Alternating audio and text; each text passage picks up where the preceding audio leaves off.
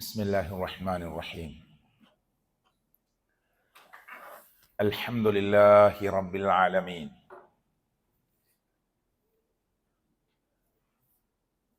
والصلاة والسلام على رسول الله وعلى آله وصحبه أجمعين. اللهم صل على محمد وعلى آل محمد كما صليت على إبراهيم وعلى آل إبراهيم إنك حميد مجيد. اللهم بارك على محمد وعلى آل محمد كما باركت على إبراهيم وعلى آل إبراهيم إنك حميد مجيد. اتقوا الله حيثما كنتم. ആദരണീയരായ മുഅ്മിനീങ്ങളെ മുഅ്മിനാത്തുകളെ, അസ്സലാമു അലൈക്കും വറഹ്മത്തുള്ളാഹി. അല്ലാഹുവിൻ്റെ അപാരമായ അനുഗ്രഹത്താൽ ചെമ്പാട് ഈ മനോഹരമായ അല്ലാഹുവിൻ്റെ ഈ കൊച്ചു ഭവനത്തിൽ ഖിയാമുൽ ലൈൽ നമസ്കാരം പ്രതീക്ഷിച്ചുകൊണ്ട് നേരത്തെ എത്തിച്ചേർന്ന ആളുകളും ഇവിടെ ഇഅ്തികാഫിലുള്ള കുറച്ചാളുകളുമൊക്കെയാണ് ഈ സംസാരത്തെ ഇപ്പോൾ പള്ളിയിലിരുന്ന് ശ്രദ്ധിക്കുന്നത്. ഇനിയും ആളുകൾ എത്തിച്ചേരാനുണ്ടാവും. നമസ്കാര സമയത്തോട് അടുക്കും തോറും അള്ളാഹു നമ്മുടെ എല്ലാവരുടെയും നല്ല ലക്ഷ്യങ്ങളും ഉദ്ദേശങ്ങളും അള്ളാഹു പൂർത്തീകരിച്ചു തരുമാറാകട്ടെ. സർവശക്തനായ അള്ളാഹുവിൻ്റെ പള്ളിയിൽ വിജ്ഞാനം ഉദ്ദേശിച്ചുകൊണ്ട്, ഇൽമ് ആഗ്രഹിച്ചുകൊണ്ട് നമ്മൾ ഇരുന്നാൽ, പള്ളിയിലേക്ക് എത്തിച്ചേർന്നാൽ ഒരു ഹജ്ജിന്റെ കൂലിയുണ്ട് എന്ന് മുഹമ്മദ് മുസ്തഫ സല്ലല്ലാഹു അലൈഹി വസല്ലം സ്വഹീഹ് ഹദീസാണ്. ഹജ്ജിന്റെ കൂലിയാണ് ഇൽമ് ആഗ്രഹിച്ചുകൊണ്ട് പള്ളിയിൽ ഇരുന്ന് പഠിക്കുക. ഒരു വിശ്വാസി എന്ന നിലക്ക് നമുക്ക് ആദ്യം വേണ്ടത് ഇൽമാണ്. അത് തൗഹീദിനെ കുറിച്ചുള്ള ഇൽമാണ്. ഫഅലം അന്നഹു ലാ ഇലാഹ ഇല്ലല്ലാഹ്. ഓരോ വ്യക്തിയും അറിയണം, പഠിക്കണം എന്നതാണ് ഖുർആനിന്റെ ആഹ്വാനം. ഖുർആനിന്റെ ആഹ്വാനം എന്ന് പറഞ്ഞാൽ അള്ളാഹുവിന്റെ പ്രഖ്യാപനമാണ്. ഫഅലം, നീ അറിയണം, അന്നഹു ലാ ഇലാഹ ഇല്ലല്ലാഹ്, അല്ലാഹു അല്ലാതെ ആരാധനക്കർഹനായി മറ്റാരുമില്ല എന്ന സത്യത്തെ നീ അറിയണം. അപ്പൊ അതിനെത്രയോ മണിക്കൂറുകൾ നമുക്ക് സംസാരിക്കാം. ഞാൻ അവിടെ മാത്രം ഒതുങ്ങിയൊരു സംസാരമല്ല ഉദ്ദേശിക്കുന്നത്. ആ ലാ ഇലാഹ ഇല്ലല്ലയിൽ നിന്ന് നമ്മൾ എപ്പോൾ തെറിച്ച് പുറത്തു പോകുന്നോ അപ്പോൾ നമ്മുടെ കർമ്മങ്ങളെല്ലാം നിഷ്ഫലമാവും. അതാര് തൗഹീദിൽ നിന്ന് പഠിച്ചാലും ലാ ഇലാഹ ഇല്ലല്ലാഹ് എന്ന ഉന്നതമായ കലിമത്ത് തൗഹീദ് എന്ന ആര് മാറിപ്പോകുന്നുവോ അവന്റെ കർമ്മങ്ങൾ നിഷ്ഫലമാണ്. നബി സല്ലല്ലാഹു അലൈഹി വസല്ലമയോട് പോലും അല്ലാഹു തആല പറഞ്ഞത്, നബി സല്ലല്ലാഹു അലൈഹി വസല്ലമ ശിർക്ക് ചെയ്യുമെന്ന നിലക്ക് പറഞ്ഞതല്ല, മറിച്ച് ലോകം അവസാനിക്കുന്നത് വരെയുള്ള മനുഷ്യ സമൂഹം ഓതാനിരിക്കുന്ന, പാരായണം ചെയ്യാനിരിക്കുന്ന, വായിക്കാനിരിക്കുന്ന പരിശുദ്ധ ഖുർആനിലൂടെ ഈ സന്ദേശം അല്ലാഹു നൽകുമ്പോ ലോകാവസാനം വരെയുള്ള മനുഷ്യർക്കുള്ള പ്രത്യേക താക്കീതാണത്. ലഇൻ അശ്റക്ത ലയഹ്ബതന്ന അമലുക്. പ്രവാചകരെ, താങ്കൾ ശിർക്ക് വച്ചാൽ ലയഹ്ബതന്ന അമലുക്, താങ്കളുടെ അമലുകൾ പൊളിഞ്ഞു പോകും. വലതകൂനന്ന മിനൽ ഖാസിരീൻ, താങ്കൾ നഷ്ടകാരികളുടെ കൂട്ടത്തിൽ പെട്ടുപോകും. അള്ളാന്റെ ഒരു ശൈലിയാണ്. നബി സല്ലല്ലാഹു അലൈഹി വസല്ലമ ശിർക്ക് ചെയ്യോ? ശിർക്ക് പോയിട്ട് ചെറിയ തെറ്റ് ചെയ്യോ? ഇല്ല, മഅസൂമിയാണ്. റസൂൽ കരീം സല്ലല്ലാഹു അലൈഹി വസല്ലം മഅസൂമാണ്. സർവ തിന്മകളിൽ നിന്നും സുരക്ഷിതത്വത്തിന്റെ വലയം കൊടുത്തുകൊണ്ട് അല്ലാഹു തആല പ്രൊട്ടക്ട് ചെയ്യുന്ന പ്രവാചകന്മാരുടെ കൂട്ടത്തിലെ അഷ്റഫുൽ ഖൽഖ്, മനുഷ്യ കൂട്ടത്തിലെ അഷ്റഫുൽ ഖൽഖാണ് ആര്? മുഹമ്മദ് മുസ്തഫ സല്ലല്ലാഹു അലൈഹി വസല്ലം. പിന്നെന്തിനാ അള്ളാഹ് അങ്ങനെ പറഞ്ഞത്? പിന്നെന്തിനാണ് അല്ലാഹു തആല അങ്ങനെ പറഞ്ഞത്? അതാണ്, അതിനുള്ള ഉത്തരമാണ് ഈ പറഞ്ഞത്. അല്ലാഹു തആല മുഹമ്മദ് നബിയിലൂടെ ലോകത്ത് വരാനിരിക്കുന്ന മുഴുവൻ മനുഷ്യർക്കുമുള്ള താക്കീത് പറയുകയാണ്. നിങ്ങൾ എത്ര വലിയ കൊലകൊമ്പന്മാരാണെങ്കിലും, നിങ്ങൾ എത്ര വലിയ അധികാര കസേരയിൽ ഇരിക്കുന്നവരാണെങ്കിലും, നിങ്ങൾ എത്ര മഹനീയമായ സ്ഥാനമലങ്കരിക്കുന്ന ആളാണെങ്കിലും, നിങ്ങളുടെ വിശ്വാസരംഗത്ത്, തൗഹീദി രംഗത്ത് പിഴവ് സംഭവിച്ച് ശിർക്കിലകപ്പെട്ടാൽ സർവകർമ്മങ്ങളും നിഷ്ഫലമാകും എന്ന് ലോകത്തെ പഠിപ്പിക്കുകയാണ് അല്ലാഹു തആല. എന്നിട്ട് അല്ലാഹു നബി സല്ലല്ലാഹു അലൈഹി വസല്ലമയോട് പറഞ്ഞു, പറയൂ നബിയെ, ഖുൽ, പ്രഖ്യാപിക്കൂ നബിയെ. എന്താ പ്രഖ്യാപിക്കേണ്ടത്? ഇന്നമാ അദ്ഉ റബ്ബി, ഞാൻ എൻ്റെ റബ്ബിനോട് മാത്രമേ ദുആ ചെയ്യുകയുള്ളൂ. 5 നേരത്തെ നമസ്കാരത്തിൽ കൈകെട്ടി നിന്നുകൊണ്ട് എന്നെയും നിങ്ങളെയും അല്ലാഹു തആല പഠിപ്പിക്കുന്ന ഒരു മഹനീയമായ തത്വമുണ്ട്. ആദ്യം നമ്മളെ കൊണ്ട് അല്ലാഹുവിനെ സ്തുതിപ്പിച്ചു. അൽഹംദുലില്ലാഹി റബ്ബിൽ ആലമീൻ. ലോകരുടെ രക്ഷിതാവായ അല്ലാഹുവിനാണ് സ്തുതി. ആലം എന്ന് പറഞ്ഞാൽ അല്ലാഹു ഒഴിച്ച് ലോകത്ത് എന്തൊക്കെയുണ്ടോ എല്ലാം പെടും. അതാണ് ആലം. അല്ലാഹു ഒഴിച്ച് ലോകത്ത് എന്തൊക്കെയുണ്ടോ അതാണ് ആലം. അല്ലാഹ് മാത്രം പുറത്ത്. ഇവിടുത്തെ സൃഷ്ടിചരാചരങ്ങൾ മുഴുവനും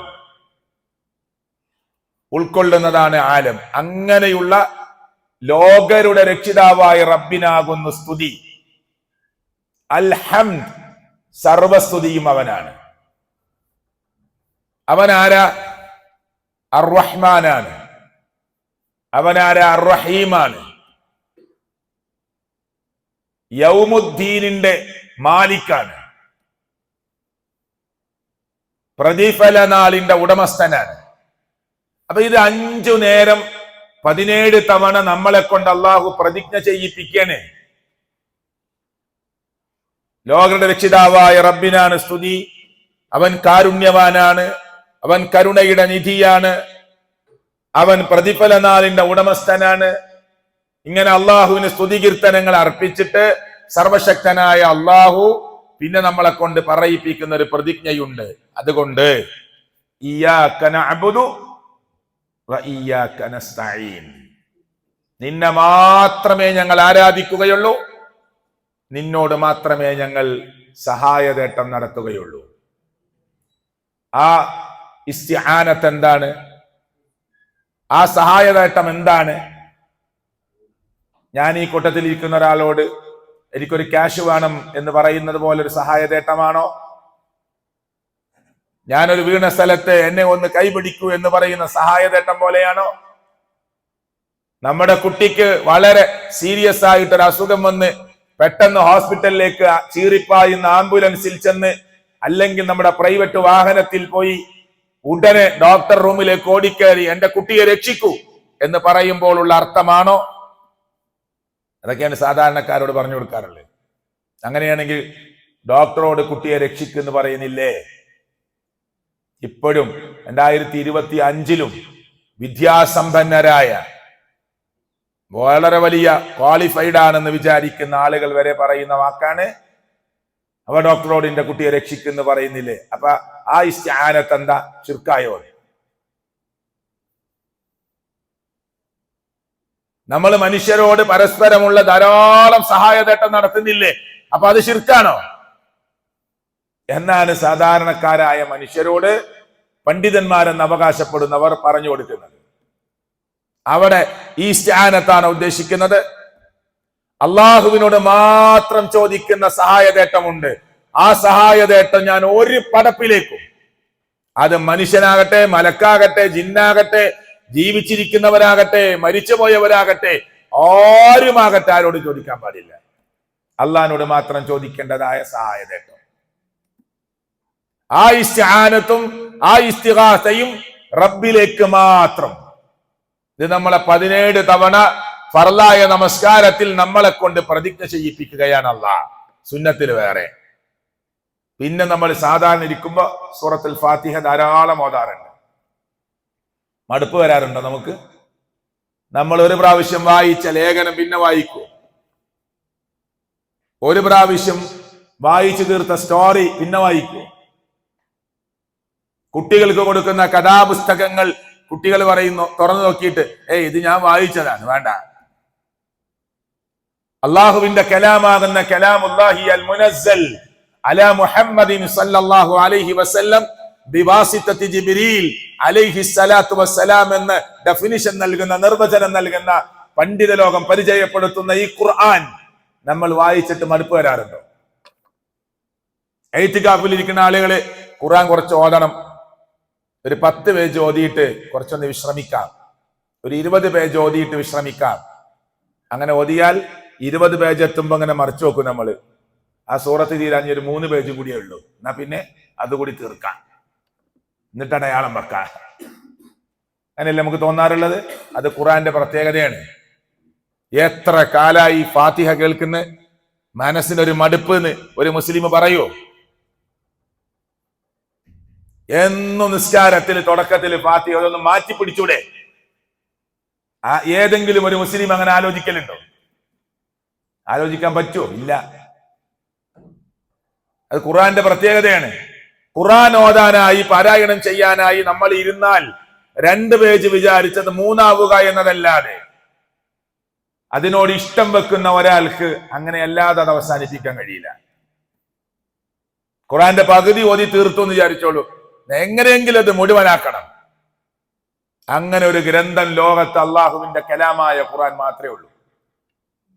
വലഖദ് യസ്സർനൽ ഖുർആൻ, ഈ ഖുർആനിനെ നാം എളുപ്പമാക്കി. എന്തിന്? പഠിക്കാന്, ചിന്തിക്കാന്. പക്ഷേ ഫഹൽ മിൻ മുദ്ദക്കിർ, ആരുണ്ട് അതിനെക്കുറിച്ച് ശരിക്ക് ചിന്തിക്കാൻ, പഠിക്കാൻ, ആലോചിക്കാൻ? നല്ല ഖുർആനിൽ ചോദിച്ചു. എന്റെ വിഷയം ഖുർആനല്ല, ഞാൻ പറയണേ. അപ്പോ 17 തവണ നമ്മൾ സൂറത്തുൽ ഫാത്തിഹ ഫർളിലായി. ഫാത്തിഹ കിട്ടിയിട്ടില്ലെങ്കിൽ നമുക്ക് റുക്അ് കിട്ടിയാലും റക്അത്ത് കിട്ടും. പക്ഷേ നമ്മൾ നമസ്കരിക്കുമ്പോ സ്വാഭാവികമായിട്ട് ഫാത്തിഹ കിട്ടാനുള്ള ശ്രമത്തിലാണ് നമ്മൾ ഉണ്ടാവാറുള്ളത്. ജമാഅത്തിന്റെ തുടക്കത്തിലെ എത്തി ആ ജമാഅത്തിന്റെ തക്ബീറത്തിലെ ഹറാം മുതൽ പങ്കാളിയാവാനാണ് നമ്മൾ ആഗ്രഹിക്കേണ്ടത്. അള്ളാഹു തൗഫീഖ് നൽകുമാറാകട്ടെ.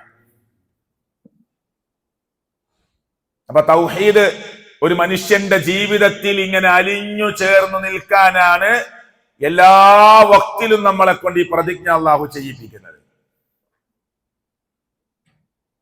അപ്പൊ നബി സല്ലല്ലാഹു അലൈഹി വസല്ലമയോട് പ്രഖ്യാപിക്കാൻ പറഞ്ഞ എന്താണ്? ഖുൽ ഇന്നമാ അദ്ഉ റബ്ബി, ഞാൻ എന്റെ റബ്ബിനോട് മാത്രമേ ദുആ ചെയ്യുകയുള്ളൂ. പള്ളി എന്തിനുള്ളതാ? അള്ളാഹ്ക്ക് സുജൂദ് ചെയ്യാനുള്ള സ്ഥല. ഇതുപോലെ റബ്ബിന്റെ ദീന് കേൾക്കാനുള്ള സ്ഥല. മുഹമ്മദ് റസൂൽ കരീം സല്ലല്ലാഹു അലൈഹി വസല്ലം ഇൽമു പഠിപ്പിച്ച സ്ഥലമാണ് പള്ളി. സുജൂദ് ചെയ്യാനുള്ള സ്ഥലം എന്ന അർത്ഥത്തിലാണ് ഈ മസ്ജിദ് ആവുന്നത്. വഅന്നൽ മസാജിദ ലില്ലാഹ്, എല്ലാ പള്ളിയും അല്ലാഹുവിനുള്ളതാണ്.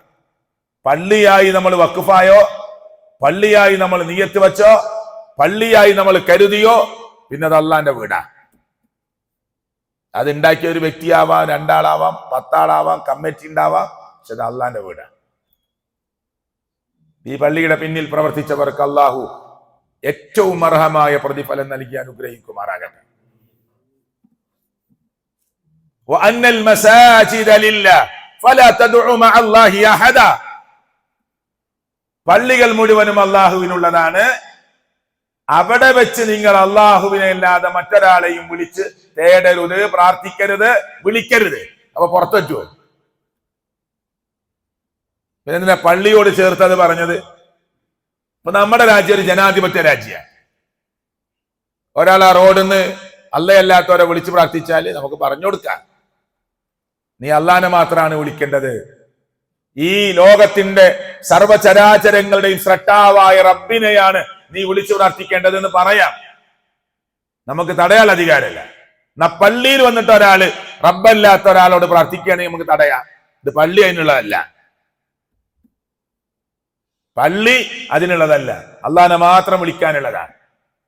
അപ്പൊ ആ മുസ്ലിങ്ങളൊക്കെ ചോദിക്കാറുണ്ട്, എന്താ മക്കത്തെ ഹറമിലേക്ക് നിങ്ങൾ ഞങ്ങളെ പ്രവേശിപ്പിക്കാത്തത്? അത് ലോകത്ത് അങ്ങനെ പരിശുദ്ധമായി വെക്കണമെന്ന് അള്ളാഹുവിന്റെ ഓർഡറാണ്. അള്ളാനെ മാത്രം സുജൂദ് ചെയ്യുന്ന, അള്ളാനെ മാത്രം വിളിച്ചു പ്രാർത്ഥിക്കുന്ന ഒരു കേന്ദ്രമായി ആ പരിശുദ്ധമായ മണ്ണ് അവിടെ നിൽക്കണം. അവിടെ ചെന്നിട്ട് മുസ്ലിം പേരിട്ടവര് തോന്നിയാസം കളിക്കുന്നുണ്ട്, അത് വേറെ. അവിടെ പോണേന് ചില ആളുകൾ സെൽഫി എടുക്കാനാണ്. നഊദുബില്ല. കാബയുടെ കില്ലയുടെ നൂല് പറിക്കാനാ. അതൊക്കെയാണ് വലിയ പുണ്യം എന്ന് വിചാരിച്ചിരിക്കുന്ന ആളുകളുണ്ട്. ജമായത്ത് കഴിഞ്ഞ് ഒറ്റ ഓട്ട എന്നിട്ട് കാബന്റെ ഭിത്തിമ പോയിട്ട് ഒട്ടു. പോയവർക്കൊക്കെ അറിയാം, വലിച്ചാലും വരില്ല. പിന്നെ അത്ര പവറില പിന്നെ നിൽക്കല്. ഇങ്ങോട്ട് വലിച്ചാലും കിട്ടൂല. പോകുന്നതന്നെ അതിനാണ് എന്ന് വിചാരിച്ചു. ചില ആളുകൾ തവാഫ് തന്നെ സ്റ്റിക്കില് മൊബൈൽ വെച്ചിട്ട് വീട്ടിലേക്ക് ഇങ്ങനെ വിളിച്ചിട്ടാ പോവുക. ഞാൻ ഇപ്പൊ 2 റൗണ്ടായി, വീട്ടിലേക്കുള്ള മെസ്സേജാണ്. ഇതിങ്ങനെ കാണിച്ചു കൊടുക്കുക. ആണിനി പെണ്ണിനൊക്കെ പറഞ്ഞാലും കേൾക്കൂല. ലക്ഷക്കണക്കിന് ആളുകൾ വരുന്ന സ്ഥലത്ത് കൺട്രോൾ ചെയ്യുന്ന ആളുകൾക്കൊക്കെ ഒരു ലിമിറ്റ് ഉണ്ടല്ലോ. അള്ളാനെ മാത്രം ആരാധിക്കാനായി ഭൂമധ്യരേഖയിൽ, ഗ്രീനിച്ച് രേഖയിൽ സ്ഥിതി ചെയ്യുന്ന അള്ളാനെ മാത്രം ആരാധിക്കാനുണ്ടാക്കിയ ലോകത്തിൽ 1ാമത്തെ ഭവനമാണ് കഅബാലയം. ആ കഅബാലയത്തെ മക്ക ഫതഹാകുമ്പോ ശുദ്ധീകരിച്ചതാണ്. നിങ്ങൾ റബ്ബിനെ മാത്രം ആരാധിക്കണം, വേറെ ഒരാളെയും നിങ്ങൾ ആരാധിച്ചു പോകരുത് എന്ന് പഠിപ്പിക്കാൻ മഹാനായ ഇബ്രാഹിം നബി അലൈഹിസ്സലാത്തു വസ്സലാം തന്റെ മുന്നിലുള്ള കൊച്ചു ബിംബങ്ങളെ തച്ചുടച്ച് വലിയ ബിംബത്തിന്റെ കഴുത്തിൽ കോടാലി തൂക്കി. ആരാ ഇത് ചെയ്തത് എന്ന് ചോദിച്ചപ്പോ വലിയവനോട് ചോദിക്കുക എന്ന് പറഞ്ഞ ചരിത്രത്തിന്റെ ശകലങ്ങളെ മനസ്സിലേക്ക് കൊണ്ടുവരൂ. എന്നിട്ട് ആ മഹാനായ ഇബ്രാഹിം നബിയുടെ ബിംബമായിരുന്നു എവിടെ ഉണ്ടായിരുന്നത്? കഅബാലയത്തിന്റെ ഉള്ളിൽ. അതാ ലോകത്തിന്റെ ട്വിസ്റ്റ് എന്ന് പറഞ്ഞാല്. ആരതിനെ എതിർത്തോ എതിർത്ത ആളെ തന്നെ സ്ഥാപിച്ചു. ഇപ്പൊ നമ്മുടെ നാട്ടിലെ, ഞാൻ റമദാൻ മാസത്തിൽ ഒരു സംഘടനയുടെ പേരൊന്നും പറയല്ല, അള്ളാഹു എല്ലാവർക്കും സത്യമാർഗം കൊടുക്കുമാറാകട്ടെ. സമസ്തയിൽപ്പെട്ട പണ്ഡിതന്മാര് പറയുന്ന എന്താണ്? ഞങ്ങൾ ഈ പ്രസ്ഥാനം കേരളത്തിൽ ഉണ്ടാക്കിയത് തന്നെ മൊഹിദി ഷേഖിനെ വിളിക്കാനും വിളിപ്പിക്കാനും വിളിക്കുന്നത് കണ്ട് സന്തോഷിക്കാനും ആനന്ദിക്കാനാണ്. ഞാൻ റമദാൻ മാസത്തിൽ ഇത് ആരെയും കുറ്റപ്പെടുത്താൻ വേണ്ടി പറയല്ല, ചിന്തിക്കാൻ വേണ്ടി പറയാണ്. പ്രസ്ഥാനം ഉണ്ടാക്കിയത് തന്നെ മൊഹിദി ഷേഖിനെ വിളിക്കാനാ, വിളിപ്പിക്കാനാ, വിളിക്കുന്ന കണ്ട് സന്തോഷിക്കാനാ. എന്റെ പ്രിയപ്പെട്ട ഉമ്മമാരെ, എന്റെ പ്രിയപ്പെട്ട ജ്യേഷ്ഠാനിയന്മാരെ, പരിശുദ്ധമായ റമദാനിന്റെ അവസാനത്തെ 10-ൽ 25-ാമത്തെ രാവ് പ്രതീക്ഷിച്ചു നിൽക്കുന്ന ആ രാവിൽ പ്രതീക്ഷിച്ച് നമ്മൾ ലൈലത്തുൽ ഖദറിനെ വരെ പ്രതീക്ഷിക്കാവുന്ന ഒരു സമയത്താണ് നമ്മൾ ഇരിക്കുന്നത്. അള്ളാഹു സ്വീകരിക്കുമാറാകട്ടെ. ഈ സമയത്ത് നിങ്ങൾ ഓർക്കേണ്ട ഒരു വലിയ കാര്യമാണ് ഞാൻ പറഞ്ഞത്. റമദാൻ മാസത്തില് ശിർക്ക് വരുന്ന മുസ്ലിങ്ങളുണ്ട്. ഒരു സമയത്തും വരാൻ പാടില്ല. റമദാൻ മാസത്തിൽ എങ്ങനെ ശിർക്ക് വരുന്നേ? ബദർ യുദ്ധത്തിന്റെ പേരിൽ. യുദ്ധം തന്നെ ഉണ്ടായത് എന്തിനാ? ഇബ്രാഹിം നബിയുടെ കഥ പറഞ്ഞ പോലെയാണ്. ബദർ യുദ്ധം ഉണ്ടായത് എന്തിനാ? തൗഹീദും ശിർക്കും തമ്മിലുള്ള പോരാട്ട. ഇവിടെ ബദറിന്റെ ചരിത്രമൊക്കെ വിശദീകരിച്ചിട്ടില്ലേ? യുദ്ധം തുടങ്ങുന്നതിന് മുമ്പ് ജിബ്രീൽ വന്നു അലൈഹിസ്സലാത്തു വസ്സലാം. എന്നിട്ട് ഇങ്ങനെ വരച്ചു, ഇങ്ങനെ വൃത്തം വരച്ചു. എന്നിട്ട് പറഞ്ഞു, ഇവിടെ അബൂജഹല് ഇവിടെ മരിച്ചു കിടക്കും, ഇവിടെ ഉത്ബ മരിച്ചു കിടക്കും, ഇവിടെ ഉത്ബയുടെ മകൻ മരിച്ചു കിടക്കും വലീദ്, ഇവിടെ ഷൈബ മരിച്ചു കിടക്കും, ഇവിടെ അബൂ സുഫിയാന്റെ മകൻ ഹൻദല മരിച്ചു കിടക്കും. ഇതൊക്കെ ഇങ്ങനെ കറക്റ്റ് പറഞ്ഞു കൊടുത്തു. നബി സല്ലല്ലാഹു അലൈഹി വസല്ലം സഹാബത്തിനെ വിളിച്ചിട്ട് പറഞ്ഞു, യുദ്ധം തുടങ്ങുന്നതിന് മുമ്പ് ഇവിടെ കേട്ടോ അബൂജഹൽ മരിച്ചു കിടക്കുക, എനിക്ക് ജിബ്രീൽ പറഞ്ഞു തന്നതാ. ഇവിടെയാണ് ഉത്തബ മരിച്ചു കിടക്കുക, എനിക്ക് ജിബ്രീൽ പറഞ്ഞു തന്നതാ. ആര്? യുദ്ധം തുടങ്ങുന്നതിന് മുമ്പ്. എന്നിട്ട് സഹാബത്ത്, എന്നാ പിന്നെ ഇനി നമ്മൾ വെറുതെ ഇരിക്കാന്ന് വിചാരിച്ചോ? എന്തായാലും ഇപ്പൊ അള്ളാഹ് അവര് മരിക്കണ സ്ഥലം വരെ വഹി അറിയിച്ച് തന്നിട്ടുണ്ട്, പിന്നെ നമുക്ക് ഇനി വെറുതെ ഇരിക്കാന്ന് വിചാരിച്ചോ? അവര് കരഞ്ഞു, അള്ളാഹിനോട് പ്രാർത്ഥിച്ചു. തലേന്ന് രാത്രി അവർ പൊട്ടി പൊട്ടി കരഞ്ഞ് ടെന്റിൽ കണ്ണീരുകൾ വീണ് സർവശക്തനായ റബ്ബിനോട് ദുആ ചെയ്തുകൊണ്ടിരുന്നു. നേതാവായ മുഹമ്മദ് മുസ്തഫ സല്ലല്ലാഹു അലൈഹി വസല്ലമ രണ്ട് കാലും നിലത്ത് കുത്തിവെച്ച്, മുട്ടുകാല് നിലത്ത് കുത്തി, കരങ്ങൾ ആകാശത്തിലേക്ക് ഉയർത്തിപ്പിടിച്ച്, താടി രോമങ്ങളിലൂടെ കണ്ണീരിങ്ങനെ ഒഴുകി ഒഴുകി ഒറ്റി ഒറ്റി വീണ്, അള്ളാഹുവിന്റെ പ്രവാചകന്റെ ചുണ്ടുകൾ വിറച്ച് ഗദ്ഗദമായ തൊണ്ടയുമായി, കണ്ണുനീരൊലിപ്പിക്കുന്ന കണ്ണുമായി അള്ളാഹിനോട് പറഞ്ഞു, അല്ലാഹുമ്മ അയ്ന വഅദ്തനി, പടച്ചോനെ നീ എനിക്ക് തന്ന വാഗ്ദാനം എവിടെയാണ്? അല്ലാഹുമ്മ അയ്നമാ വഅദ്തനി, നീ എനിക്ക് തന്നൊരു വാഗ്ദാനം ഉണ്ട്, അതെവിടെ റബ്ബേ? അല്ലാഹുമ്മ ഇൻ തുഹ്ലിക് ആദിഹിൽ ഇസാബ, ഈ കൊച്ചു സംഘത്തെ എങ്ങാനും നീ നശിപ്പിച്ച് കളഞ്ഞാൽ, ലൻ തുഅബദ ഫിൽ അർളി അബദ, പിന്നെ നീ ഭൂമിയിൽ ആരാധിക്കപ്പെടുകയില്ല. നിന്നെ ഭൂമിയിൽ ആരാധിക്കാൻ ആരും ഉണ്ടാവില്ല. തൗഹീദുള്ള ഞങ്ങൾ എല്ലാവരും പോന്നിരിക്കാണ് റബ്ബേ. ഞങ്ങൾ ആകെ 300 ചില്ലാൻ ആളേ ഉള്ളൂ. അപ്പുറത്ത് കുതിരപ്പടയാളികള്, ഒട്ടകം, വേണ്ട കുന്തങ്ങൾ, മൂർച്ചയേറിയ വാളുകൾ, കള്ള് വിളമ്പാൻ ആള്, യുദ്ധം ജയിച്ചു പോകുമ്പോ കള്ള് വിളമ്പി കൊടുക്കാൻ ആള്, നർത്തകിമാര്, എല്ലാം റെഡി ആയിട്ടാ വന്നത്. നമുക്ക് ബദറിലേക്ക് നബിക്കും സഹാബത്തിന് വരാൻ 3 ആക്കൊരൊട്ടക. ഒരു തലേന്ന് രാത്രി കറി വെക്കാൻ അർത്ഥത് 10 ഒട്ടകത്തെ. നമുക്ക് ബദറിലേക്ക് നടക്കാൻ 3 ആക്കൊരൊട്ടകുള്ളൂ. അവർക്ക് തലേന്ന് രാത്രി ടെന്റിൽ അറുത്തത് 10 ഒട്ടകത്തെയാണ്.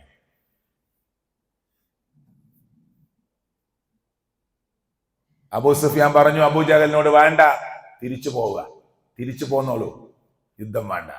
അബൂജഹൽ ഒന്ന് പോണ പ്രശ്നമല്ല.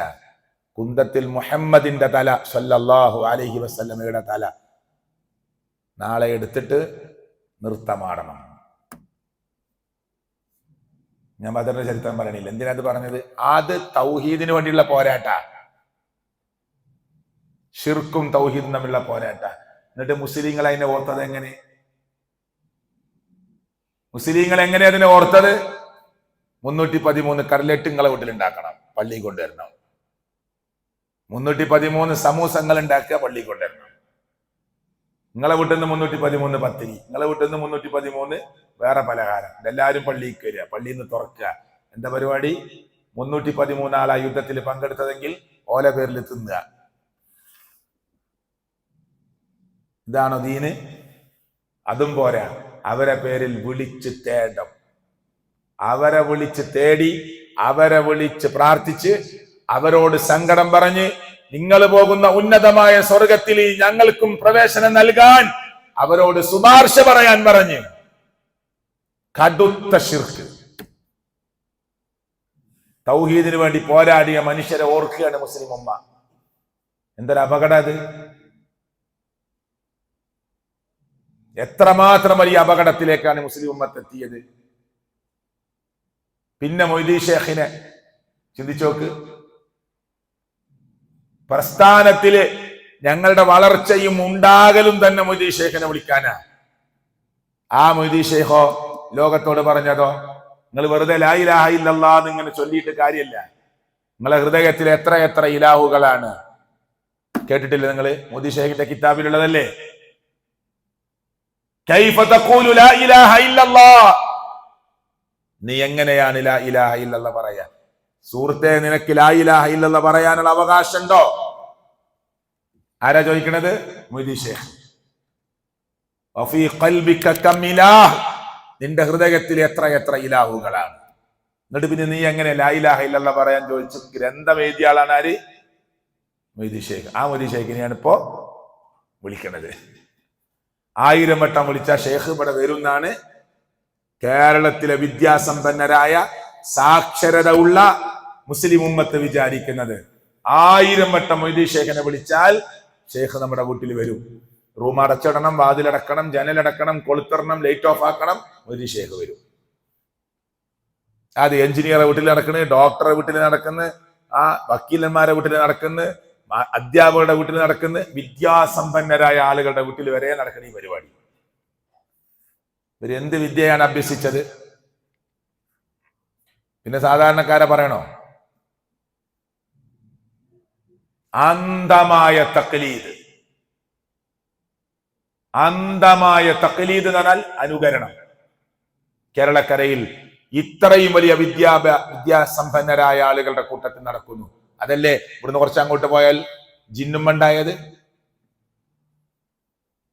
എന്താ ജിന്നുമ്മ വെച്ച ഡിമാൻഡ്?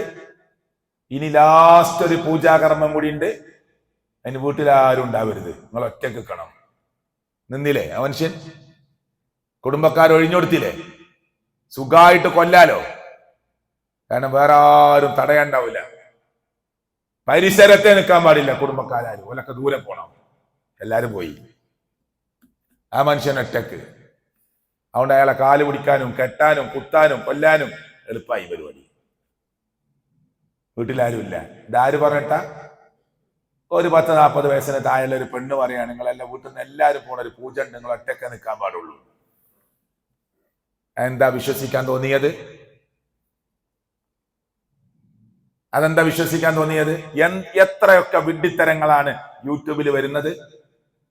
ഫ്ലൈറ്റ് ഇങ്ങനെ പറക്കുമ്പോ എയർപോർട്ടിൽ ഇറങ്ങാൻ പ്രയാസം തോന്നിയിട്ട് ഷെയ്ഖ് വന്നിട്ട് ഇങ്ങനെ താങ്ങിയിട്ട് പറയാണ്, ഈ എയർപോർട്ട് വേണ്ട, അടുത്ത എയർപോർട്ടിലേക്ക് പോട്ടെ. ഈ പ്രസംഗം കേൾക്കാൻ ആളില്ലേ? ആരെങ്കിലും ഒന്ന് ചിരിക്കുന്നുണ്ടോ? ആരെങ്കിലും അത്ഭുതപ്പെടുന്നുണ്ടോ? അതൊക്കെ ഉണ്ടാവുന്നു എന്നല്ലേ വിശ്വസിക്കുന്നത്? ഞാൻ ഇന്നലെ ഉച്ചക്ക് പ്രസംഗിച്ച സ്ഥലത്ത് മരിച്ചുപോയ പാവപ്പെട്ട CM-ന്റെ പെങ്ങളെ കുട്ടി ഉണ്ടായിരുന്നു. CM മടവൂരിന്റെ പെങ്ങളെ കുട്ടി പ്രസംഗം കേൾക്കാൻ പള്ളിയിലുണ്ട്. ക്ലാസ് കഴിഞ്ഞിട്ട് കൈ എന്നിട്ട് പറഞ്ഞു, എന്നെ മനസ്സിലായോ? ഇല്ല, ഞാൻ CM മടവൂരിന്റെ നേരെ പെങ്ങളെ മോനാ.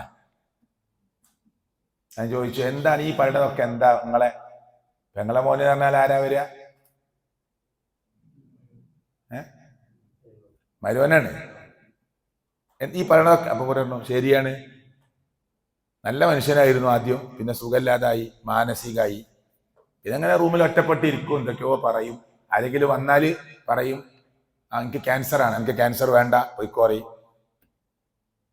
അങ്ങനെ ചുരുക്കിയേ പറയാറുള്ളൂ, കുറെ വിശദമായി സംസാരിക്കലില്ല. ഗൾഫിലേക്ക് പോകാൻ ആഗ്രഹമുണ്ട്, കുറെ കാലമായി ശ്രമിക്കുന്നത്, ശരിയായിട്ടില്ല, ശരിയാവും, പോയിക്കോ. ഇങ്ങനെയാണ് മൂപ്പരെ സ്റ്റാർട്ടിങ്. പിന്നെ കോഴിക്കോട് പോയി ഒരു വൃത്തിയൊന്നും ഇല്ലാത്ത റൂമിലൊക്കെ ഇങ്ങനെ ഇരുന്ന്, ഞങ്ങളെ കുടുംബത്തിൽ നിന്നൊക്കെ കുറച്ച് അകന്ന്, ഭാര്യനെ വേണ്ടാന്ന് വെച്ചു. അപ്പൊ ഏതായാലും ഇപ്പൊ എന്നോടൊരു ഇന്റർവ്യൂ തരാൻ വേണ്ടി പറഞ്ഞിട്ടുണ്ട്. അപ്പൊ ഞാൻ ഏതായാലും വിശദമായിട്ട് പറയാം അല്ലേ? ഞാൻ പറയുന്നത് എന്തൊക്കെയാണ് പറഞ്ഞുണ്ടാക്കുന്നത്, ഇത് വിശ്വസിക്കാൻ ആളുകളുണ്ട്. അതുകൊണ്ട് ഉമ്മമാരെ, നമ്മുടെ ബുദ്ധി, സഹോദരങ്ങളെ, നമ്മുടെ ബുദ്ധി ഒരാളുടെ മുമ്പിലും പണയം വെക്കരുത്. മടവൂർ ഷെയ്ഖ് എന്ന് പറയുന്ന ഷെയ്ഖിന് അള്ളാഹു പുറത്തു കൊടുക്കുമാറാകട്ടെ. മാനസിക അസ്വസ്ഥതയിൽ മരിച്ച ആളാ, ഓരോ കുടുംബക്കാരാ പറയണത്, നമ്മളല്ല. മാനസികമായ അസ്വസ്ഥത വന്ന് മനുഷ്യരുടെ മനോനില തെറ്റാൻ വലിയ ബുദ്ധൊന്നും വേണ്ട. അള്ളാഹു നമ്മയൊക്കെ കാത്തു രക്ഷിക്കുമാറാകട്ടെ. അങ്ങനെ മരിച്ച ഒരാളാണെന്ന് അയാൾക്ക് കൂട്ടുണ്ടാവോ? അയാളെ പേരിൽ ഈ പറഞ്ഞുണ്ടാക്കുന്നതിന് അയാൾ അറിയുന്നില്ലല്ലോ. അതുകൊണ്ട് നമ്മൾ സൂക്ഷിക്കുക, നമ്മുടെ ബുദ്ധി ഒരാളുടെ മുമ്പിലും പണയം വെക്കരുത്. ഷിർക്ക് ജീവിതത്തിൽ സംഭവിക്കാതെ സൂക്ഷിക്കുക. നമ്മൾ ഈ പള്ളിയിൽ വന്നവരൊക്കെ ഷിർക്കിന്ന് മാറി നിൽക്കുന്നവരാകും. അള്ളാഹു രക്ഷപ്പെടുത്തിയ വിഭാഗത്തിൽ നമ്മെ ഉൾപ്പെടുത്തുമാറാകട്ടെ. വമൻ യുശ്രിക് ബില്ലാഹ്, ആരെങ്കിലും അള്ളാഹുവിൽ പങ്കു ചേർത്താൽ ഫഖദ് ഹറമല്ലാഹു അലൈഹിൽ ജന്ന, അവന്റെ മേൽ സ്വർഗം അള്ളാഹു നിഷിദ്ധമാക്കും. അപ്പൊ ഷിർക്ക് എന്താ? അള്ളാഹുവിനോട് മാത്രം ചോദിക്കേണ്ട ചോദ്യം അള്ളാന്റെ ഏത് പടപ്പിലേക്ക് തിരിച്ചാലും കടുത്ത ഷിർക്കാണ്. എനിക്കൊരു കുട്ടിയെ തരണേ അള്ളാഹ്, അത് അള്ളാഹ്ക്ക് മാത്രം തരാൻ പറ്റുന്ന ഒന്നാണ്. അതൊരു ഷെയ്ഖിനോട് ചോദിച്ച ഷിർക്കായി. നമുക്ക് ഗുളിക കുടിക്കാം, മരുന്ന് കഴിക്കാം, ട്രീറ്റ്മെന്റ് നടത്താം, എന്റെ രോഗം മാറ്റിത്തരണേ അല്ലാ, റബ്ബിനോടാ പ്രാർത്ഥിക്കേണ്ടത്. അത് ഈ ഖബറിൽ കിടക്കുന്ന ആളോടോ വേറെ ആരോടെങ്കിലും ദുആ ചെയ്താൽ ശിർക്കായി. എന്റെ അസുഖത്തെ ഭേദമാക്കാൻ റബ്ബിനെ കഴിയൂ. എനിക്ക് രക്ഷയും ശിക്ഷയും തരാനുള്ള അർത്ഥത്തിലുള്ള കഴിവ് റബ്ബിനെ കഴിയൂ. അതുകൊണ്ട് ഈ നൂല് അതിൽ നിന്ന് തന്നെ രക്ഷപ്പെടുത്തും, അപകടത്തിൽ നിന്ന് രക്ഷപ്പെടുത്തും എന്നൊരാൾ വിചാരിച്ചാൽ ഈ നൂലിൽ അഭയം തേടലാണ് ശിർക്കായി. മൻ അല്ലക തമീമ ഫഖദ് അശ്റക. ശിർക്ക്, ഒരാൾ ഏലസ് കെട്ടിയാൽ അവൻ ശിർക്ക് ചെയ്തവനാണെന്ന് മുഹമ്മദ് മുസ്തഫ. ഗൗരവല്ലേ? ഒരു ജ്യോത്സ്യന്റെ അടുത്ത് നമുക്ക് പോകാൻ പറ്റുമോ? പാടില്ല. ഒരു ജ്യോത്സ്യനെ സമീപിച്ചു, ഒരു സിദ്ധനെ സമീപിച്ചു, ഒരു കാര്യത്തെ പറ്റി ചോദിച്ചു, അയാൾ പറയുന്നു സത്യപ്പെടുത്തിയാൽ നബിക്കിറക്കപ്പെട്ടതിൽ അയാൾ അവിശ്വസിച്ചു. ഞാൻ ആ ഭാഗം അവസാനിപ്പിക്കുകയാണ്. അപ്പൊ അതൊക്കെ ഒരു ഗൗരവമുള്ള കാര്യമാണ്. അതിലൊക്കെ ശിർക്ക് വരും. നമ്മളെ കുട്ടിക്ക് ഇങ്ങനെ അസുഖമായി, ഡോക്ടറെ അടുത്ത് കൊണ്ടുപോയി. ഡോക്ടർ പറഞ്ഞ കാര്യമായിട്ടൊന്നും കാണുന്നില്ല, സ്കാൻ ചെയ്യാൻ പറഞ്ഞു, MRI സ്കാൻ ചെയ്യാൻ പറഞ്ഞു, ബ്ലഡ് പരിശോധിച്ചു, യൂറിൻ പരിശോധിച്ചു, എല്ലാം പരിശോധിച്ചിട്ട് ഒരു കുഴപ്പം കാണില്ല. പക്ഷെ കുട്ടിക്ക് അസുഖം മാറുന്നില്ല. അപ്പൊ നമ്മളോട് അയൽവാസികൾ പറയും, നിങ്ങൾക്ക് വിശ്വാസമല്ലല്ലോ, ഇതിനുള്ള മരുന്നുണ്ട് കേട്ടാ, കുഞ്ഞിപ്പള്ളി വരെ ഒന്ന് പോണം, ഇതിനൊരു മരുന്നുണ്ട്, മടവൂര് വരെ ഒന്ന് പോണം, ഇതിനൊരു മരുന്നുണ്ട്, അരട്ടക്കപ്പള്ളി വരെ ഒന്ന് പോണം, ഇതിനൊരു മരുന്നുണ്ട്, മമ്പറം വരെ ഒന്ന് പോണം. നിങ്ങൾക്ക് വിശ്വാസമല്ല, അവിടുന്ന് ഒരു നൂല് തരും, അത് കെട്ടിയാൽ മതി. അതാ നമ്മളെ പരീക്ഷിക്കാനല്ല, രോഗം തന്ന് പരീക്ഷിക്കാന്. അത് കെട്ടിയതോട് കൂടി നമ്മുടെ തൗഹീദിൽ മായം ചേർന്നു. അള്ളാഹു നമ്മെ കാത്തി രക്ഷിക്കുമാറാകട്ടെ. പിശാച് പണിയെടുത്തോണ്ടേയിരിക്കും. അപ്പൊ മർമ്മം വിശ്വാസാണ്. തൗഹീദിന്റെ എല്ലാ ഭാഗമൊന്നും പറഞ്ഞിട്ടില്ല, വളരെ ചെറിയൊരു ഭാഗം. ഇനി മനുഷ്യരാ നമ്മൾ. തൗഹീദ് മാത്രമല്ല, ജീവിതത്തിൽ പ്രാധാന്യത്തോട് കൂടി കാണേണ്ട കുറെ നന്മകളുണ്ട്. ശിർക്ക് മാത്രമല്ല, ജീവിതത്തിൽ അതീവ ഗൗരവത്തോട് കൂടി കാണേണ്ട കുറെ തിന്മകൾ വേറെയുമുണ്ട്. എല്ലാ തിന്മയിൽ നിന്നും അള്ളാഹു നമ്മെ കാത്തി രക്ഷിക്കുമാറാകട്ടെ. എല്ലാം തികഞ്ഞവര് പാരായി പള്ളിയിൽ ഉണ്ടാവുക? ഞാൻ ഒരു തെറ്റും ചെയ്തിട്ടില്ല എന്ന് പറയാൻ ധൈര്യമുള്ള ആരായി പള്ളിയിൽ ഉണ്ടാവുക? ഒന്നും വേണ്ട. ഇന്നത്തെ ഖിയാമുൽ ലൈൽ ഞാൻ പൂർണ്ണമായി 11 റക്അത്ത് നിസ്കരിക്കും എന്ന് ഉറപ്പ് പറയാൻ പോലും നമുക്ക് ധൈര്യമില്ല. പറ്റുമോ? പറയാനും പാടില്ല. ഇൻഷാ അല്ലാഹ് എന്ന് ചേർക്കാതെ. അത്ര ചെറിയ ഗ്യാരണ്ടിയെ നമുക്കുള്ളൂ. ഞാൻ നാളെ നേരം വെളുത്തിട്ട് നിന്നെ കാണാം, ഒരു സംശയം വേണ്ട, ഉറപ്പാണ്, പറയാൻ പാടില്ല വിശ്വാസിക്ക്. ഇൻഷാ അല്ലാഹ്. കണ്ടോ? വാങ്ങാൻ പോകുന്ന മൊബൈലിന്റെ ഗ്യാരണ്ടി വാറണ്ടി ചോദിച്ചു വാങ്ങും നമ്മള്. വാങ്ങാൻ പോയ നമുക്ക് എന്ത് ഗ്യാരണ്ടിയല്ലേ? അതാര് തരും? നേരം പുലർന്നാൽ വൈകുന്നേരമാകുമെന്ന് ഉറപ്പിക്കാൻ പറ്റാത്തവരാണ് നമ്മൾ. വമാ തദ്രി നഫ്സും മാദാ തക്സിബു ഗദാ വമാ തദ്രി നഫ്സും ബിഅയ്യി അർളിൻ തമൂത്ത്. വയനാടിന്റെ മുണ്ടക്കൈയിൽ ചെറിയൊരു ഉരുളുപൊട്ടല്. ലോക മാപ്പ് എടുത്ത് പരിശോധിച്ചാൽ, കുറച്ച് വലിയ ലെൻസുള്ള കണ്ണടച്ചു നോക്കിയാലേ വേൾഡ് മാപ്പിൽ ആ ഉള്ളല് കാണുള്ളൂ.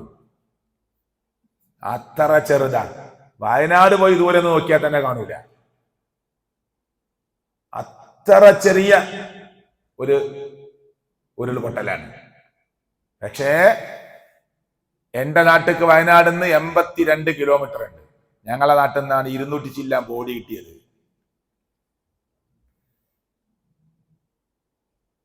ചുങ്കത്തറ, മുണ്ടേരി, ചാലിയാറിന്നാണ് 200 ചില്ലാൻ ബോഡി. എത്ര ദൂരമുണ്ട്? റോഡിൽ പോവുകയാണെങ്കിൽ 82 കിലോമീറ്റർ. വെള്ളത്തിൽ കൂടി തന്നെ പോവുകയാണെങ്കിൽ ഒരു 35 കിലോമീറ്റർ. ഒന്നരക്കൊരു സൗണ്ട് കേട്ടപ്പോ ആരെങ്കിലും വിചാരിച്ചോ ഒരു 100 കിലോമീറ്റർ അപ്പുറത്തായിരിക്കും നിന്റെ മയ്യത്ത് കിട്ടുക? ഈ ആയത്തൊന്ന് അവിടെ ഫിറ്റ് ചെയ്ത് നോക്കി. വമാ തദ്രി നഫ്സും മാദാ തക്സിബു ഗദാ വമാ തദ്രി നഫ്സും ബിഅയ്യി അർളിൻ തമൂത്ത്. കറക്റ്റ് അല്ലേ? എവിടെ വെച്ചിട്ടാ നിന്റെ മരണം? വെള്ളം ഇറങ്ങി, അപ്പോ ചപ്പ് ചവറിന്റെ ഉള്ളിൽ ബോഡി. മറിഞ്ഞു വീണ മരത്തിന്റെ കൊമ്പിൽ തങ്ങി നിൽക്കുക. ബ്രിഡ്ജിന്റെ താഴെ വന്ന് അടിഞ്ഞ മരം നീക്കിയപ്പോ ബോഡി ഇങ്ങനെ ഒലിച്ചു വരുന്നു. ചിലത് പകുതി, ചിലത് മുക്കാല്, ചിലത് പൂർണ്ണം. അള്ളാഹു ദുരന്തങ്ങളിൽ നിന്ന് നമ്മെ കാത്തു രക്ഷിക്കുമാറാകട്ടെ. അപ്പൊ എപ്പോഴാ മരണം അറിയൂ? ഒലിച്ചിങ്ങനെ വരിക. അലമാര തുറക്കുമ്പോ ഒരു ലെറ്റർ, കുറെ സാധനങ്ങളുണ്ട്, കൂട്ടത്തിൽ വലിയൊരു ലെറ്റർ.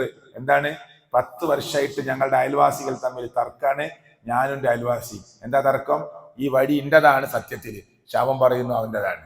ഈ വിഷയത്തിൽ ഒന്ന് ചർച്ച ചെയ്ത് തീരുമാനം ഉണ്ടാക്കി തരണം വില്ലേജ് ഓഫീസർക്ക്, തഹസിൽദാറിന്, അതിന്റെ മേലുള്ള ആളുകൾക്ക് ഒക്കെ ലെറ്റർ എഴുതി വെച്ചിരിക്കുക, കോപ്പി നാളെ കൊടുക്കാന്. എഴുതിയ ആളും മരിച്ചു, ആരെക്കുറിച്ചാണ് പരാതി എഴുതിയത് അയാളും മരിച്ചു. ഇവർക്ക് എത്ര സമയം കിട്ടി പ്രശ്നം തീർക്കാൻ? കത്തിലുണ്ട് 10 വർഷമായിട്ട് തർക്കത്തിലാണ്. 10 വർഷം സമയം കൊടുത്തിട്ടും ഒരു നിസ്സാരമായ വഴിയുടെ പ്രശ്നം തീർക്കാൻ അവർക്ക് പറ്റിയില്ല. അവരെ 2 കുടുംബത്തെയും അള്ളാഹു മണ്ണിലേക്ക് ചേർക്കുന്നത് വരെ സമയം കിട്ടി, ശരിയായില്ല. കണ്ടോ? അപ്പൊ നമ്മളിങ്ങനെ ശരിയാകാ, ഉഷാറാകാ, നന്നാകാ എന്നൊക്കെ നമ്മൾ വിചാരിച്ചിട്ട്, ചില സ്ത്രീകളും പുരുഷന്മാരൊക്കെ അങ്ങനെയാണ്, ഉഷാറാവണം, എന്തായാലും നോമ്പ് അങ്ങോട്ട് കഴിയട്ടെ, ഒന്ന് ശരിയാവണം, അവസാനത്തെ 10 അങ്ങോട്ട് ആകട്ടെ, എന്തായാലും വീട് പണിയൊക്കെ കഴിയട്ടെ, എന്നിട്ട് വേണം കറക്റ്റ് ജമാഅത്തിലൊക്കെ ഒന്ന് പോവാൻ.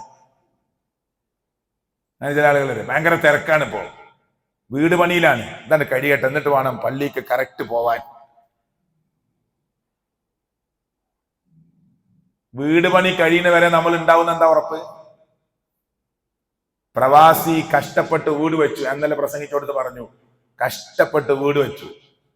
ഭാര്യ പറഞ്ഞു, നിങ്ങൾ ഇപ്പൊ മടങ്ങില്ലേ, ഗൾഫ് നിർത്തുകയാണ് അയാള്, കുറെ കൊല്ലായി, അയാളെ ആഗ്രഹം നല്ലൊരു വീട് വേണം, നല്ല വീട് വെച്ചു, നല്ല ഗംഭീരമായൊരു വീട്, ഇനി ക്യാഷ് തീർന്നു. അപ്പൊ ഭാര്യ പറഞ്ഞു, നല്ലൊരു വാഹനം വേണം, എല്ലാവരുടെ വീട്ടിലും നല്ല കാറുണ്ട്, നമ്മളെ കുടുംബത്തിലൊക്കെ ഉണ്ട്, എന്റെ അളിയന്മാരുടെ അടുത്തൊക്കെ അല്ലേ, അപ്പൊ നിങ്ങളുടെ അടുത്തൊരു കാറ് വേണം, അതൊരു അഭിമാനല്ലേ. അയാൾ പിന്നെയും നിന്നു 2 വർഷം. ആ വീട്ടിലുള്ള ചെറിയ കടം വീട്ടിൽ നല്ലൊരു കാറും വാങ്ങി നാട്ടിലേക്ക് മടങ്ങുന്ന അന്ന് മരിച്ചു. നല്ല വീടുണ്ടാക്കി കൊടുത്തു ഭാര്യക്ക്, നല്ല സൗകര്യമുള്ള വാഹനമായി കൊടുത്തു, പുതിയ നമ്പർ പ്ലേറ്റ് കുടുക്കിയിട്ടില്ല. മൂപ്പര് വന്നിട്ട് വീടിന്റെ ഔദ്യോഗികമായ കയറി താമസം, നിങ്ങൾ എന്താ പറയാ, കുറ്റൂസം, കയറി താമസം, കുടിയിരിക്കൽ, പലതും പറയും, പല നാട്ടില്, നിങ്ങൾ മനസ്സിലായില്ലേ? പക്ഷെ വരുന്ന അന്ന് മരിച്ചു. പിന്നെ അതേ ടിക്കറ്റിട്ട് പോരാൻ പറ്റില്ല, അതിന് കുറച്ച് പ്രൊസീജിയർ ഉണ്ടല്ലോ, അതൊക്കെ റെഡിയാക്കി മയ്യത്ത് നാട്ടിലേക്ക് എത്തിക്കുന്ന ദിവസം ഭാര്യന്റെ ആങ്ങളാര് പറഞ്ഞു, വീട് കയറി താമസം കഴിയാത്ത വീടാണ്, മയ്യത്ത് ഇങ്ങോട്ട് കയറ്റണ്ട, അത് ശുഭലക്ഷണമല്ല. മനസ്സിലായോ? ആർക്കൊണ്ട് ഇയാൾ അധ്വാനിച്ച് അയാളെ മയ്യത്ത് വെക്കാൻ പോലും അധികാരമല്ല വീട്ടില്. പിന്നെ എയർപോർട്ടിലേക്ക് ആംബുലൻസിന്റെ കൂടെ പോരാൻ കുറച്ച് ആൾക്കാർ പോകുന്നുണ്ട്, 2-3 വണ്ടി, അതിന് ഈ വണ്ടി എടുക്കണം, നമ്പർ പ്ലേറ്റ് കൂടി കിട്ടാത്ത വണ്ടിയാണ്, ഫസ്റ്റ് തന്നെ മയ്യത്തിന്റെ കൂടെ പോയാല് ശരിയാവില്ല. അതുകൊണ്ട് അനുജന്റെ വീട്ടിക്ക് മയ്യത്ത് കൊടുക്കും, ഈ വീട്ടിക്ക് കയറ്റിയില്ല, താമസം തുടങ്ങിയിട്ടുണ്ട് ആ വീട്ടില്, മനസ്സിലായില്ലേ? ഇയാള് വന്നിട്ട് എല്ലാരും വിളിച്ചിട്ടുള്ളത് ഔദ്യോഗിക കയറി താമസം കഴിഞ്ഞിട്ടില്ല. അപ്പൊ അത് അശുഭ ലക്ഷണാണ്. ഗൾഫിൽ 15-20 കൊല്ലം അധ്വാനിച്ച് കഷ്ടപ്പെട്ട മനുഷ്യന്റെ ചോര നീരാക്കിയ വീട്ടില് അയാളുടെ മയ്യത്ത് വെക്കാൻ പോലും വിശ്വാസം സമ്മതിക്കുന്നില്ല. അപ്പൊ ആർക്ക് വേണ്ടിയിട്ടാണ് നമ്മൾ ഓടുന്നത്? ചില ആളുകൾ അങ്ങനെ പറയാ, എനിക്ക് കറക്റ്റ് നിസ്കരിക്കാനും ജമാഅത്തിനും പ്രവർത്തിക്കാനും പോസ്റ്റർ ഒട്ടിക്കാനും നോട്ടീസ് കൊടുക്കാനും ലഘുലേഖ കൊടുക്കാനും ഡോർ ടു ഡോർ നടത്താനും സമയം കിട്ടിയില്ല, എന്റെ മക്കൾക്ക് വേണ്ടി കഷ്ടപ്പെടുന്നു. ഈ മക്കൾ നമ്മളെ കൂടെ ഉണ്ടാവുന്ന എന്താ ഉറപ്പ്? എന്തുറപ്പാണുള്ളത്? ഒരു നല്ല ടൂർ പോയോ ബാപ്പി ഉമ്മി? കുറെ സ്ഥലം കാണാനൊക്കെ ആഗ്രഹം ഉണ്ടായിരുന്നു ഉമ്മാക്ക്, പക്ഷെ ഈ മക്കൾക്ക് വേണ്ടിയുള്ള ഓട്ടത്തില് പോയിട്ടില്ല. എന്നിട്ട് മക്കളോ, എന്നിട്ട് ഈ മാതാപിതാക്കളൊന്നും അനുസരിക്കുന്നുണ്ടോ? ഇവരെ നേരെ നമുക്ക് കിട്ടുന്നെന്തോ ഉറപ്പാണുള്ളത്? അള്ളാഹു നമ്മുടെ മക്കളെ നമുക്ക് ചേർത്ത് നൽകുമാറാകട്ടെ. അപ്പൊ മനുഷ്യരെന്ന നിലക്ക് ഒരുപാട് പ്രതിസന്ധികളിലൂടെയാണ് നമ്മൾ കടന്നു പോകുന്നത്. വാർത്തകൾ നമ്മളെ ഞെട്ടിക്കുന്നതാണ്. അള്ളാഹു നമ്മുടെ മക്കളെ കാത്ത് രക്ഷിക്കുമാറാകട്ടെ. അള്ളാഹു നമുക്ക് ദീനിൽ ഇസ്തിഖാമത്ത് നൽകുമാറാകട്ടെ. പക്ഷെ നമ്മൾ മനസ്സിലാക്കേണ്ട ഒരു കാര്യമുണ്ട്, മനുഷ്യരെന്ന നിലക്ക് നമുക്കൊക്കെ പോരായ്മയുണ്ട്. കുല്ലു ബിനി ആദം ഖതാഊൻ, ആദമിന്റെ മക്കളൊക്കെ തെറ്റ് ചെയ്യുന്നവരാണ്. വഖൈറുൽ ഖതാഈൻ, തെറ്റ് ചെയ്യുന്നവരിൽ ഏറ്റവും നല്ലവർ അത്തവ്വാബൂൻ, പശ്ചാത്തപിച്ച് മടങ്ങുന്നവരാണ്. ഈ റമദാൻ നമ്മളോട് ഇവിടെ പറയാ, ഇന്ന് 24 നോമ്പ് കഴിഞ്ഞു, 25ലേക്ക് നമ്മൾ പ്രവേശിക്കുക അല്ലേ? ആണ്. ഇനി മാക്സിമം പോയാൽ 25, 26, 27, 28, 29, ചിലപ്പോ 5 അല്ലെങ്കിൽ 6. ഇത്രയും നോമ്പ് പോയത് നമുക്കൊരു ഏകദേശം ഒരു 3/4 മാസം കഴിഞ്ഞതുപോലെ തോന്നുന്നുണ്ടോ? ഇല്ല. പെട്ടെന്ന് പെടുന്നനെ ഈ നോമ്പ് പോകും. എന്നിട്ട് കഴിഞ്ഞ റമദാൻ കിട്ടിയിട്ട് നോമ്പ് കഴിഞ്ഞപ്പോ എങ്ങനെ ഉണ്ടായിരുന്നത്? മുഹമ്മദ്, അഹമ്മദ്, ഇബ്രാഹിം, സുലൈഖ, ഫാത്തിമ, മൈമൂന, ആയിഷ, ഖദീജ, എങ്ങനെ ഉണ്ടായിരുന്നു? അങ്ങനെ തന്നെ ഈ നോമ്പ് കഴിഞ്ഞ പിന്നെന്താ മാറ്റാള്? കമ്മിൻ സ്വായിമിൻ കമ്മിൻ ഖായിമിൻ ലൈസ ലഹു മിൻ സിയാമിഹി ലൈസ ലഹു മിൻ ഖിയാമിഹി ഇല്ല ലമ ഇല്ല സഹർ. ഞാൻ 2 ഹദീസ് ചേർത്ത് പറഞ്ഞാട്ടോ. ഉറക്കമൊഴിച്ചു എന്നതല്ലാതെ ചില ആളുകൾക്ക് നിസ്കാരത്തിലൊന്നും കിട്ടിയിട്ടില്ല. ചില ആളുകൾ ഇത്തിക്കാഫിലാണ്, ഫുള്ളുറക്ക. ഞാൻ ഇവിടുത്തെ കുറിച്ചല്ല പറയണ കേട്ടോ, മൊത്തത്തില് ഏത്തിക്കാഫാണ്. കറക്റ്റ് വീട്ടിൽ നിന്ന് ഉറങ്ങണവർക്ക് തന്നെ കറക്റ്റ് 10 മണിക്ക് ഉറങ്ങാൻ, സുബഹിക്ക് എണീക്കാൻ, വരി തന്നെ അവിടെ തുടങ്ങിയാൽ മതി. വീട്ടിൽ തന്നെ ഉറങ്ങിയാൽ പോലെ. ഉറക്കം വരുന്നു, കുറച്ചുറങ്ങണം, വീണ്ടും എണീക്കണം, കുറച്ചുറങ്ങണം. നമ്മൾ രാത്രിയെ ഹയാത്താക്കാണ്. അതിനാ ഇത്തികാഫിന് വന്നത്. ലൈലത്തുൽ ഖദർ പ്രതീക്ഷിച്ചുകൊണ്ട് രാത്രിയെ നമ്മൾ ഹയാത്താക്കുക. എനിക്കങ്ങനെ ഉറക്കം നിൽക്കാൻ പറ്റൂല, ക്ഷീണം ഉണ്ടാകാൻ പറ്റൂല. ഞാൻ സാധാരണ പോലെയാണ്. പകൽ എനിക്ക് ഇരിക്കാനും നേരമല്ല, രാത്രിയാണ് ഇരിക്കാനുള്ളൂ. രാത്രി ഉറങ്ങുവാണ്. പിന്നെന്താ കാര്യം? അതിന്റെ അർത്ഥം പള്ളിയിൽ വരണ്ടെന്നല്ല. 10 മിനിറ്റ് ഇരിക്കാൻ പറ്റുമോ? ഇരുന്നോളി, അള്ളാഹു സ്വീകരിക്കുമാറാകട്ടെ. ഞാൻ പറഞ്ഞത്, നമ്മള് മാക്സിമം നമ്മൾ എന്തെങ്കിലും ഒരു കാര്യം നന്മ ചെയ്യാനുള്ള ഒരു ധൃതിപ്പെടൽ. എത്ര തവണ നമ്മൾ അവസാനത്തെ 10 ഇസ്തിഗ്ഫാർ നടത്തി, നിസ്കാരത്തിന് ശേഷം അസ്തഗ്ഫിറുല്ലാഹ് നമ്മൾ പറഞ്ഞു. അതിന് പുറമെ നിസ്കാരം കഴിഞ്ഞിട്ടല്ലാതെ ഇരുന്ന് എത്രയോ തവണ നമ്മൾ അള്ളാഹിനോട് ഇസ്തിഗ്ഫാർ നടത്തണം. നബി സല്ലല്ലാഹു അലൈഹി വസല്ലം സാധാരണഗതിയിൽ അസ്തഗ്ഫിറു ഫിൽ യൗമി 100 വട്ടം ഇസ്തിഗ്ഫാർ നടത്താറുണ്ട് സാധാരണഗതിയിൽ. വസാരിഉ ഇലാ മഗ്ഫിറത്തിൻ മിർ റബ്ബിക്കും, നിങ്ങൾ അല്ലാഹുവിന്റെ അടുക്കൽ നിന്ന് മഗ്ഫിറത്തിന് വേണ്ടി ധൃതി കാണിക്കണം. ഖുർആൻ പറഞ്ഞല്ലേ, കരഞ്ഞിട്ട് പറയണം അല്ലാഹുവിനോട്. എല്ലാ രാത്രിയും അവസാനത്തെ സമയം അല്ലാഹ് ഭൂമിയുടെ അടുത്തേക്ക് വരുന്നില്ലേ? 1-ാം ആകാശത്തിലേക്ക്. യൻസിലു റബ്ബുനാ വതബാറക വതആല ഇലാ സമാഇ ദുനിയ കുല്ല ലൈല. എല്ലാ രാത്രിയും അല്ലാഹു തആല 1-ാം ആകാശത്തിലേക്ക് വരുന്നു. എന്നിട്ട് ചോദിക്കുകയാണ്, ആരാ എന്നോട് ഇസ്തിഗ്ഫാർ നടത്താനുള്ളത്? ഞാൻ പുറത്തുതരാം. എന്നോട് ആരാ പശ്ചാത്തപിക്കാനുള്ളത്? ആ പശ്ചാത്താപം ഞാൻ സ്വീകരിക്കാം. പക്ഷെ നമ്മള് പറഞ്ഞോ, ഒന്ന് കരഞ്ഞോ പ്രിയപ്പെട്ടവരെ? നമ്മൾ ഈ നോമ്പിന് കണ്ണ് നനഞ്ഞോ? ആരും കാണണ്ട, ഒറ്റയ്ക്ക് ഇരുന്നിട്ട് കണ്ണ് നനഞ്ഞ് ചുണ്ട് വിതുമ്പി മനസ്സാകാശത്തിലേക്ക് ഉയർത്തി സർവ കാർമേഘങ്ങളെയും ഭേദിച്ചു പോകുന്ന ആത്മാർത്ഥതയുള്ള മനസ്സിന്റെ വരികൾ ആകാശത്തിലേക്ക് ഉയർന്നോ? പടച്ചോനെ, ഒരുപാട് കാര്യം എനിക്ക് പറയാനുണ്ട്. ഇന്നലിക്കുല്ലി യൗമിൻ ഇന്നലിക്കുല്ലി മുസ്ലിമിൻ, എല്ലാ മുസ്ലിങ്ങൾക്കും ഉണ്ട്. വലിക്കുല്ലി യൗമിൻ വലൈല. കേട്ടില്ല ഹദീസ്? ഇവിടെ ചർച്ച ചെയ്തോ? അത് ഈ ഹദീസ് ഇവിടെ ചർച്ച ചെയ്തിരുന്നോ? ഇന്ന് വളരെ ഗൗരവമുള്ള കേട്ടോ, ഇനി സമയമല്ല, ശരിക്കും ശ്രദ്ധിച്ചോളെ എല്ലാവരും. ഞാൻ അവസാനിപ്പിക്കുക. വഇന്നലിക്കുല്ലി മുസ്ലിമിൻ, എല്ലാ മുസ്ലിങ്ങൾക്കും ഉണ്ട്. വലിക്കുല്ലി യൗമിൻ വലൈല, രാത്രി വേറെയുണ്ട്, പകൽ വേറെയുണ്ട്. ദഅവത്തുൻ മുസ്തജാബ, ഉത്തരം കിട്ടുന്ന ഒരു പ്രാർത്ഥന. റമദാനിൽ പ്രത്യേക ഓഫറാണ്. വെള്ളിയാഴ്ച ഒരു സമയമുണ്ട്, ആ സമയവും നമ്മുടെ പ്രാർത്ഥന യോജിച്ചാൽ അല്ലാഹ് സ്വീകരിക്കും. അതുപോലെ റമദാനിന്റെ രാത്രി ഒരു പ്രാർത്ഥനയ്ക്കൊരു ഉത്തരമുണ്ട്, ഉറപ്പാ. പകല് ഒരു പ്രാർത്ഥനയ്ക്കൊരു ഉത്തരം ഉറപ്പാ. വേറെ സമയത്തൊന്നും പ്രാർത്ഥിക്കാൻ പാടില്ല എന്നല്ല, അത് ഒരു വിഷയത്തെ സെലക്ട് ചെയ്യുക. റമദാനിന്റെ പകലിൽ ഇന്ന് 25-ാമത്തെ നോമ്പാ. 25-ാമത്തെ നോമ്പിന് ഞാനൊരു വിഷയം സെലക്ട് ചെയ്തു. അതിൻ്റെ തിന്മകളോടുള്ള രാജിക്ക് വേണ്ടിയുള്ള പ്രത്യേക പ്രാർത്ഥനയാണ്. എൻ്റെ മൊബൈൽ മിസ്യൂസ് ചെയ്യാതിരിക്കാൻ, എൻ്റെ കണ്ണിനെ കൺട്രോൾ ചെയ്യാൻ, എൻ്റെ മനസ്സിനെ കൺട്രോൾ ചെയ്യാൻ, എൻ്റെ ശരീരത്തെ കൺട്രോൾ ചെയ്യാൻ പടച്ചവൻ എനിക്കൊരു കഴിവ് നൽകണേ. ഈ വിഷയം സെലക്ട് ചെയ്തു, ഒരു ഉദാഹരണം. എന്നിട്ട് അത് ആവർത്തിച്ച് റമദാനിന്റെ 25-ാമത്തെ നോമ്പിന്റെ പകല് ഇടക്കിടക്ക് ആവർത്തിച്ച് പറയുക, ദഅവത്തുൻ മുസ്തജാബ. രാത്രി വേറൊരു വിഷയം സെലക്ട് ചെയ്യുക. രാത്രി വേറൊരു വിഷയം സെലക്ട് ചെയ്യുക. അങ്ങനെ 24 നോമ്പ് കഴിഞ്ഞപ്പോ 48 വിഷയം പറയാനുള്ള സമയം കഴിഞ്ഞു. പറഞ്ഞോ? സെലക്ട് ചെയ്ത് നമ്മൾ പറഞ്ഞോ? ഇനി ബാക്കിയുള്ള വിഷയം പറയാം. ഹദീസല്ലേ, സ്വഹീഹല്ലേ? വഇന്ന ലികുല്ലി മുസ്ലിമിൻ വലികുല്ലി യൗമിൻ വലൈല ദഅവത്തുൻ മുസ്തജാബ. അതുകൊണ്ട് പൊട്ടിക്കരഞ്ഞ അള്ളാഹിനോട് പറയുക. ഖിയാമുൽ ലൈൽ കഴിഞ്ഞിട്ട് കുറച്ച് സമയം അവിടെ ഇരുന്നിട്ട് ഖിയാമുൽ ലൈലിന്റെ 2 റക്അത്തുകൾ കഴിഞ്ഞിരിക്കുമ്പോ റബ്ബിനോട് പറയുക, കരഞ്ഞു പറയുക, മാപ്പ് ചോദിക്കുക കേട്ടോ. ലാ യലിജുൻ നാറ റജുലുൻ ബകാ മിൻ ഖശിയത്തില്ലാ. അല്ലാഹുവിനെ ഭയപ്പെട്ട് കരഞ്ഞ മനുഷ്യൻ നരകത്തിൽ കിടക്കുകയില്ല. ഹത്താ യഊദ ലബനു ഫിൽ റഈ. കറന്നെടുത്ത പാല് അകിടിലേക്ക് തിരിച്ചു പോകുന്നത് വരെ എന്ന് മുഹമ്മദ് റസൂൽ സല്ലല്ലാഹു അലൈഹി വസല്ലം. അല്ലാഹു നമ്മെ സഹായിക്കുമാറാകട്ടെ. ഞാൻ അവസാനിപ്പിക്കുക, സമയമായി.